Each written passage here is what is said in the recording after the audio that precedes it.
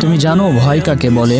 ভয় মানে মাদারা একা দাঁড়িয়ে আছে আর হাজারো সিনবি কাঁপছে। সে ছিল এমন এক মানুষ যার চেহারায় ছিল মৃত্যুর ছাপ, কিন্তু হৃদয়ে ছিল শান্তির নকশা। কিন্তু সেই শান্তি ছিল ভয়ঙ্কর। মাদারার চোখ শুধু একটা কথাই বলে, আমি যুদ্ধ করতে আসিনি, আমি শেষ করতে এসেছি যুদ্ধকে। এক সময় সে বলেছিল, আমি সেই ছায়া যাকে কেউ ধরতে পারে না, কারণ আমি কখনো আলোতে দাঁড়াই না। তুমি জানো একজন মানুষ কবে হারে? যখন তার চোখে পানি আসে, কিন্তু সে তা কাউকে দেখাতে পারে না। মাদারা হেরেছিল না শক্তিতে না, সে হেরে গিয়েছিল ভালোবাসার কাছে।